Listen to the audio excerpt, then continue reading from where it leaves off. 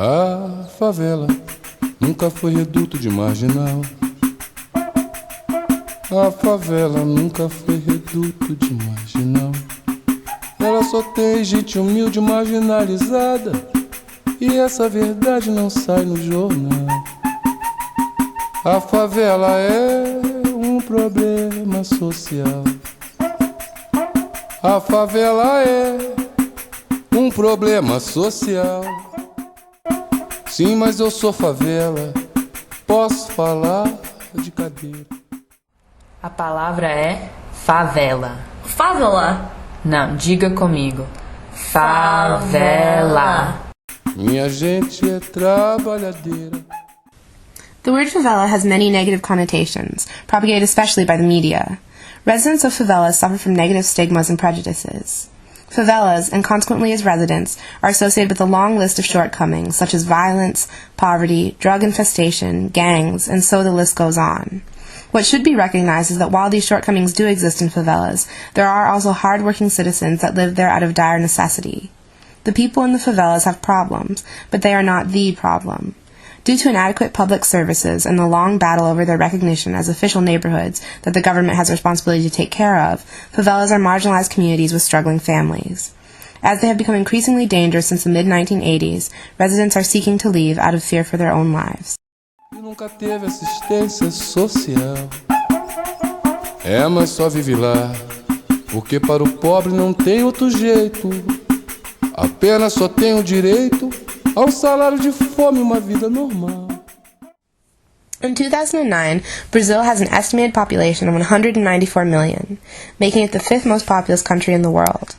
With over 85% of Brazilians living in cities, one-third of the city population lives in favelas and other types of informal settlements. Within 4 decades, from 1960 to 2000, the populations in cities increased by 108 million. During this period, Brazilians in search for jobs and a better life within the infrastructure of cities migrated to the luring appeal of the modern city life. However, that leads to the widespread urban poverty due to high living costs and lack of affordable housing. Rio de Janeiro is an ideal city to examine favelas because it is where the richest and the poorest populations in Brazil coexist. This documentary aims to shed light on favelas, a socio-economically marginalized and disadvantaged community that deserves to be recognized and heard. Specifically, focusing on the 1950s and 60s, where favelas were simply underprivileged communities, and how that transitions to the dangerous and gang-infiltrated communities that exist today. In showing their hardships and realities, it can be a movement towards spreading awareness and mobilizing citizens to help others and not leave problems of the favela ignored.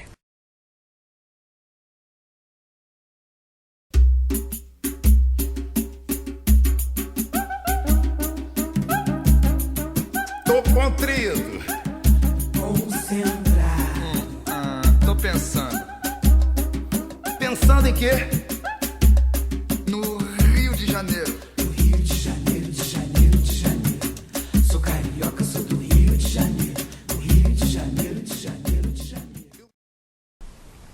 Rio de Janeiro, the country's first capital, is known not only for Christ the Redeemer, Sugarloaf Mountain, and its world-famous Ipanema Beach, but also for its favelas.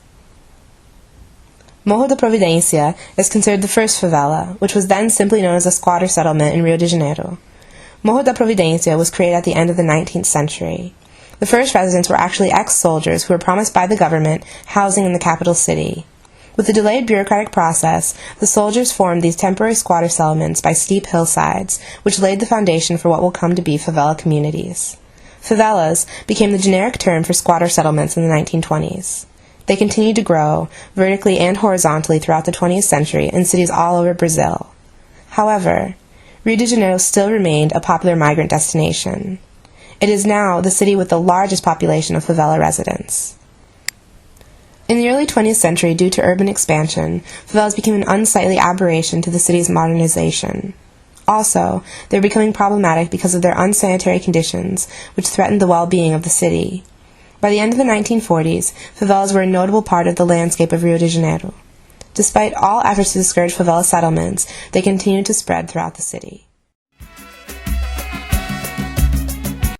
In the 1950s, the pace of industrialization had been accelerated by the modernist president Juscelino Kubitschek, who implemented the Plano Nacional de Desenvolvimento, 50 anos em 5, or the Goals Plan, 50 years of development in 5 years, starting in 1956. This plan called for the rapid economic development in 5 key sectors: energy, transportation, basic industries, nutrition, and education. Even though modernization benefited the country, only the upper-class strata were able to enjoy the benefits.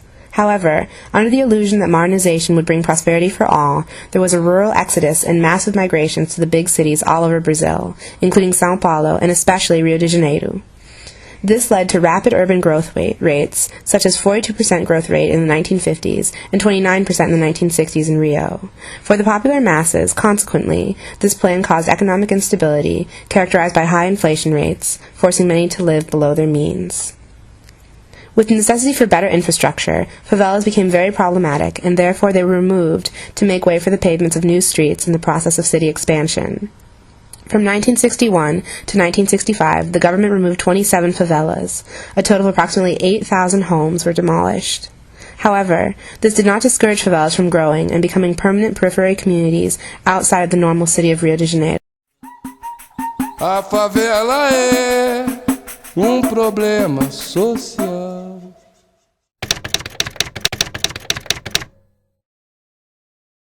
Dona Alzira de Souza Neves has lived in Catangalo, a favela in Rio, since the 1950s. O morro era feio. Esteticamente não era um dos melhores lugares para se viver, porque as ruas não eram asfaltadas. Era puro barro. A luz fraca, muito fraca. Água não tinha. Os barracos de madeira, cobertos de folha de zinco, não era nada bonito de se ver. Para mim, hoje o morro tem um aspecto 1000 vezes melhor em vista do passado. A única coisa que sinto falta é de um maior espaço entre as casas. Acho que elas estão muito coladas. Antes, os moradores tinham mais liberdade. As casas de alvenarias vão crescendo para cima, invadindo espaços, impedindo a nossa visão. Antes, você podia ver melhor a paisagem daqui de cima, mas o progresso e as famílias que se multiplicam causam essas mudanças. Isso sem falar dos meninos que sobem direto nas nossas lajes, atrás de pipa, e que acabam com o nosso sossego. Mas o que compensa é que, em vista do passado, nossa comunidade está bem mais bonita, apesar de tudo. José Martins de Oliveira also speaks about his experience living in Rocinha in the 1960s. Rocinha is currently one of Rio's largest favelas. Havia muitas casas de madeira na época em que cheguei aqui. Casas baixas, até de alvenaria. Não tinha tanta casa de 3, 4, 5 andares como tem hoje na Rocinha. As pessoas catavam material de construção nas obras, embora muitos também comprassem. No meu primeiro casamento, morei em uma casa alugada, que tinha quarto, sala, cozinha e banheiro, na Travessa Flores, na parte baixa. No segundo casamento, comprei uma casa para minha ex-mulher em Campo Grande, mas continuei morando no mesmo lugar. O que mais gosto na Rocinha é a solidariedade da vizinhança, das amizades que tenho, apesar do barulho às vezes me incomodar. Quando se precisava de alguma coisa, sempre se recorria aos vizinhos. Existia uma amizade muito grande que foi prejudicada pelo crescimento da comunidade, mas que continua, sobretudo, porque grande parte da população é nordestina. Nas épocas de chuva, quando alagavam as valas, o pessoal corria para socorrer. A solidariedade era muito grande. By the end of the 1960s, favelas came to be recognized as valued communities that needed to be studied to be better understood. This change was initiated by the Catholic Church that already provided many services to the underprivileged communities, such as favelas. But the primary agents that sought to change the communities were the residents who were living there. The expansion of favelas was a temporary solution for the poor that had turned into a lasting socio-political problem. This initiated many social urban movements within favelas, calling for the government to provide basic services to these communities. By the 1970s, many favelas had electricity. By the 80s, favelas had access to basic services such as water and waste pipes and became more sanitary areas. However, with these improvements, favelas are also facing new challenges, such as drug trafficking, proliferation of gang membership and activities, crime, and violence along with police brutality in these areas. These problems endanger the lives of the impoverished residents living in favelas. Rio de Janeiro has the largest favela population of any city in Brazil. Currently, with over 1,000 favelas housing over 1 million residents, Rio de Janeiro continues to attract poor inhabitants. With high rates of unemployment and low rates of upward economic mobility in Rio's urban poor, favelas will continue to mark the landscape amidst the city's splendor. To absorb in the responsibility of providing services to the favela community would be a huge economic burden for the government. For example, the government would have to provide more health clinics, city services, and even pave streets for the residents. So, in light of two upcoming international events, the World Cup in 2014 and the Olympics in 2016, the government has chosen to build walls to hide the problem and delineate the borders to prevent favela expansion. Instead of investing in these communities, they are just finding superficial and temporary ways to deal with deeply rooted issues. Favelas have always been viewed as eyesores, encroaching on the beauty of the city. However, the government has had one very successful experience in improving a favela called Dona Marta in the suburb of Botafogo in Rio. It was one of the most violent slums in Rio. The urbanization project started 10 years ago. The government added legal electricity, safe water, and a new sewer system. And in 2008, the government even built a nursery for the working mothers and a new soccer field with AstroTurf. Many homes were improved and even new ones were built. Today, Dona Marta is drug-free and an example of a safe favela.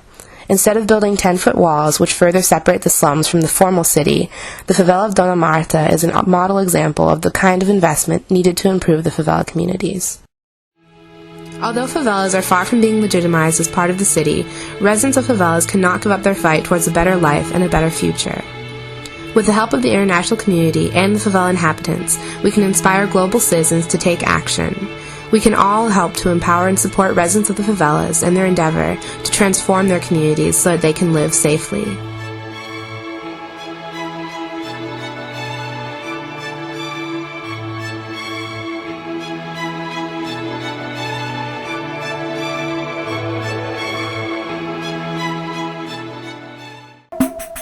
A favela é problema social.